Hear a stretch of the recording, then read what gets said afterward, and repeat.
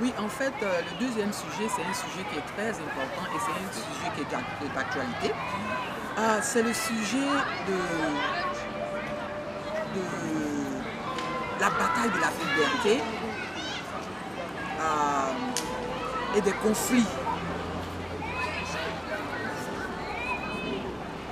entre parents et enfants. C'est un sujet qui est très délicat. Vous savez,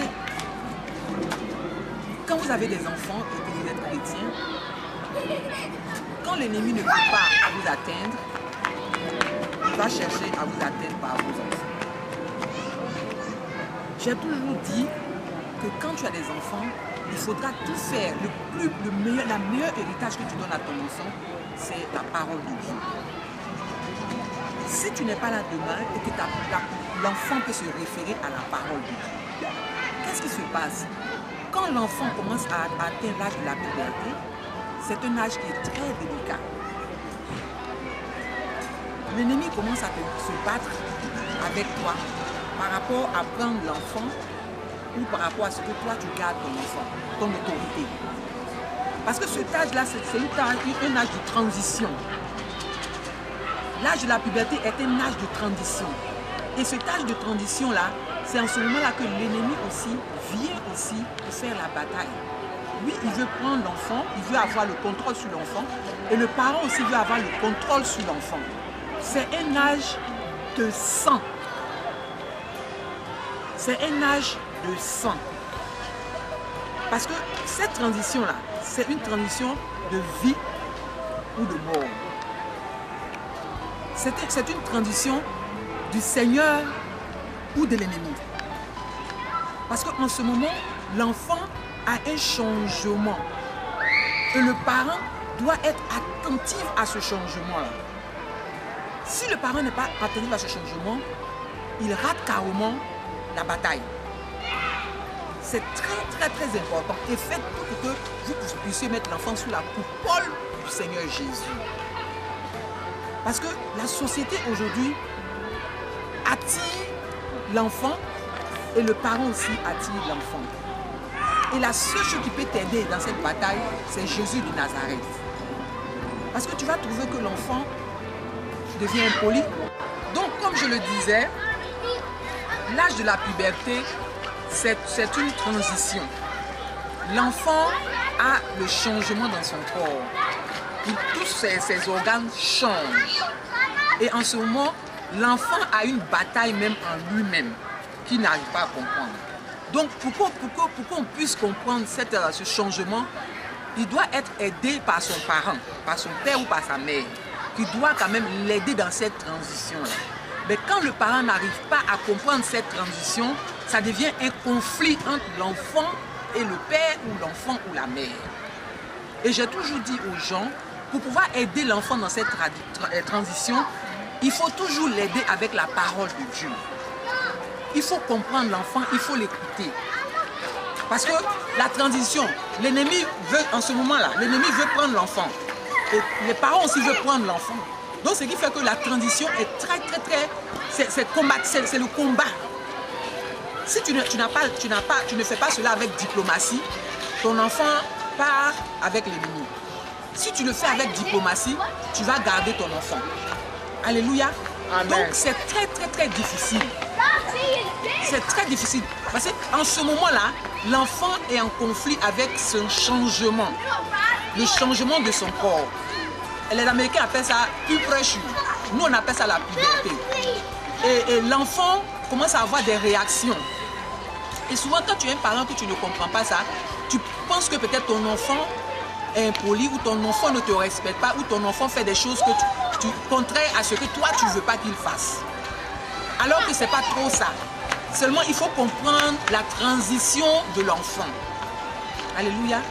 Il faut comprendre la transition de l'enfant et c'est très important. Très important. Si tu ne fais pas attention, l'ennemi te prend ton enfant. On dit souvent que le système de l'Amérique est un système qui arrange les enfants dans la rue, qui pousse les enfants dans la rue. Mais il faut dire aussi que nous, les parents aussi, nous avons notre part dans cette histoire. Nous avons notre part dans le choix que l'enfant va faire. Alléluia. Nous avons notre choix, nous avons notre place dans le choix que l'enfant va faire. Donc, parents, il faudrait vraiment que vous soyez attentifs à vos enfants. Il faudrait vraiment que vous les supportez dans la transition parce que nous avons vraiment été éduqués d'une autre manière. Et ces enfants-là ont été éduqués avec de la nouvelle génération. Tu vois, nous avons été éduqués dans l'ancienne génération. Ils sont éduqués dans la nouvelle génération. Donc souvent, quand l'enfant t'envoie quelque chose, toi tu prends ce que l'enfant t'a envoyé et tu prends ça pour comparer à l'ancienne génération. Et là, il y a un conflit qui est impossible. Au contraire, quand l'enfant t'envoie les choses de la nouvelle génération, tu dois pouvoir peut-être prendre un peu de la nouvelle génération, un peu de l'ancienne génération et concilier cela et faire comprendre à l'enfant. Pour que l'enfant puisse comprendre ce que tu lui dis. Mais tu ne peux pas comme ça dire à l'enfant qui grandit dans la nouvelle génération que non, dans l'ancienne génération c'est comme ça on faisait, c'est comme ça et tu es radical. Et quand c'est comme ça, l'enfant devient rebelle. Alléluia. Et donc il faudra faire très attention. Très attention. Ce que vous voyez maintenant, les enfants qui quittent la maison, les parents qui blâment les enfants qui blâment les parents, et finalement ça devient vraiment un désordre. Donc parents, faites très attention. La Bible a dit, enfants, respectez vos parents pour avoir une longue vie. La Bible aussi a dit, parents, ne provoquez pas vos enfants. Donc, vraiment, parents, essayez de faire harakiri sur vous. C'est vrai que nous venons, beaucoup viennent de l'Afrique, mais faisons très attention à nos enfants. Aidons-le dans ce qu'ils font, conseillons-le, mais prenons-le plus comme nos amis. C'est pas facile, c'est difficile, surtout dans le système dans lequel on est, le système qui pousse les enfants, le système qui donne des excuses aux enfants pour appeler la police quand on les corrige et tout ça. C'est un système qui ne nous arrange pas. Donc qu'est-ce qu'on fait?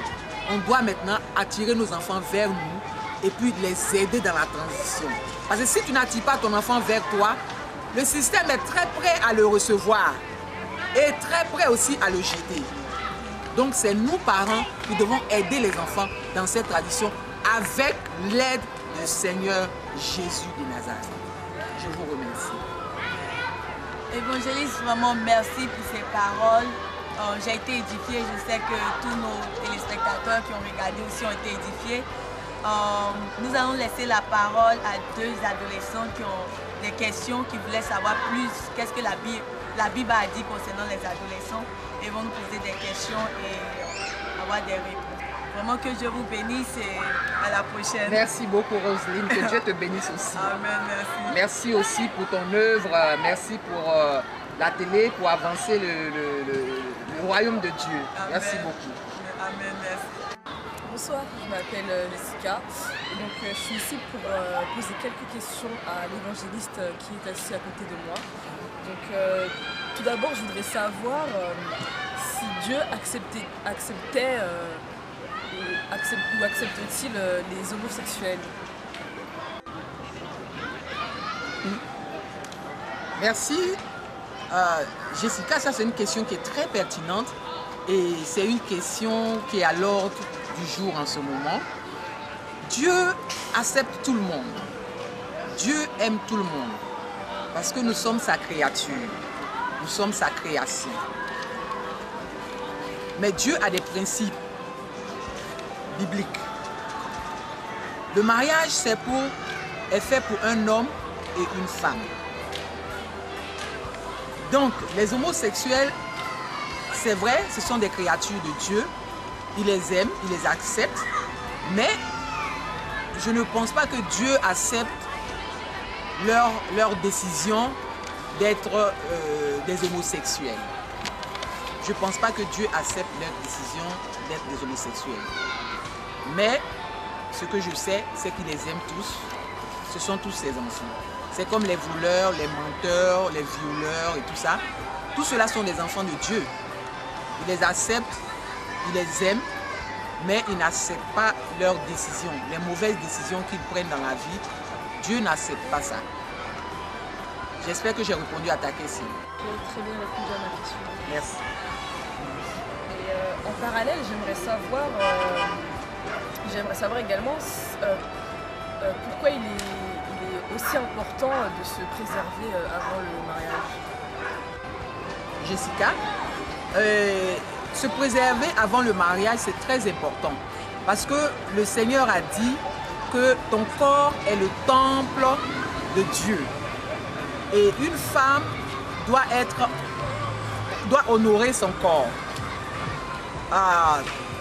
Faut se préserver avant le mariage. C'est très important. Et parce que ça, c'est une loi divine. C'est une loi où la femme doit respecter son corps. Parce qu'on dit que quand Dieu te crée, il te crée pour son bon plaisir à lui. Et son âme prend plaisir en toi. Donc, c'est justement pour cela qu'il a demandé que tu vives dans la sanctification et que tu vives dans la pureté, dans la sainteté. Parce que son âme prend plaisir en toi. Et tu es son temple où il doit vivre. Donc, il faudrait que tu sois propre, tu sois saine avant le mariage. C'est très important. Ça, c'est une question vraiment très pertinente et c'est une question qui est de l'actualité aussi. Les jeunes filles et les jeunes gens de maintenant se posent des questions à savoir pourquoi est-ce qu'on veut qu'elles se préservent. Et ça va t'éviter d'être sous l'oppression de l'ennemi de la chair. Parce que dès que tu quittes ce chemin de la pureté, de la sanctification, tu es exposé à tout. Tu es exposé aux hommes, tu es exposé à leur pouvoir, tu es exposé à leur doctrine, tu es exposé au monde extérieur qui n'est pas vraiment de Dieu. Parce que cette sanctification est brisée. Tu comprends? Cette sanctification est brisée. Et aussi, pourquoi se préserver? Ça met la différence entre toi et les gens qui ne connaissent pas Dieu. Ça met la différence entre toi et les gens qui ne connaissent pas Dieu. Il y a des gens qui viennent aux femmes pour juste les connaître et puis disparaître. Ils viennent aux femmes et juste les connaître et disparaître. Et si tu n'as pas cette conviction-là de te garder dans la sainteté, si tu n'as pas cette force de garder la sainteté, tu vas voir que l'ennemi va venir t'utiliser, il va venir prendre plaisir de toi et puis il va aller sur une autre personne. Alors que quand tu te préserves, celui qui vient, il te regarde propre. Celui qui vient, il te regarde comme une personne saine. Donc c'est très bon de te préserver avant le mariage. Et se marier avec un musulman, est-ce un péché? Merci, ça aussi c'est une question vraiment pertinente. Se marier à un musulman, est-ce que c'est un péché?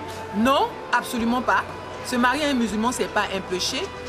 Seulement qu'il y a une différence entre vos religions respectives. Si tu es pas encore né de nouveau, que tu te maries à un musulman, c'est un peu facile parce que tu as épousé un musulman avant d'être chrétien. Maintenant, si tu connais la parole que tu es chrétien et que tu épouses un musulman, ça aussi c'est un autre cas aussi.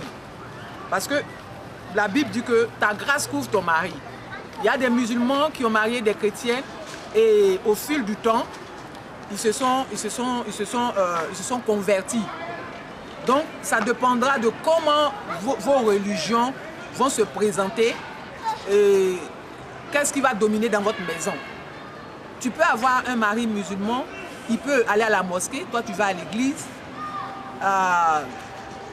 Maintenant, vos prières feront que l'un et l'autre pourra se décider soit peut-être à devenir musulmane ou l'autre peut devenir chrétien. Ça dépendra de comment vos doctrines vont vous soutenir dans le mariage. Comment vos doctrines vont vous soutenir dans le mariage. Il faut reconnaître que les musulmans se marient à 4 femmes. Ça, ils disent que ça c'est la norme. Ça, il ne faut pas oublier ce fait-là. Et il est dit que le chrétien se marie seulement à une femme. Quelqu'un dira que oui, les chrétiens sont mariés à une femme, mais ils font d'autres bêtises dehors. Mais au moins, tu as mis l'alliance au doigt d'une femme. Et la Bible ne reconnaît pas plusieurs femmes. Mais le musulman a le droit à se marier à 4 femmes.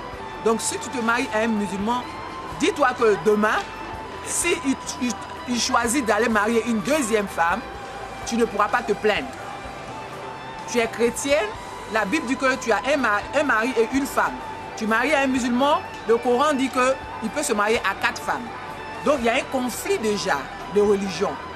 Alors est-ce que tu vas accepter tout ce que le Coran dit en te mariant à un musulman? Ou est-ce que tu vas accepter tout ce que la Bible dit en te mariant à une chrétienne? Ça, c'est une question à débattre. Parce qu'il faut que tu considères aussi que quand ton mari te voit demain et dit je veux marier une deuxième femme, tu puisses accepter ça aussi. Mais si tu ne peux pas l'accepter, alors ne te mets pas dans cette union. Merci. Je réponds à ta question.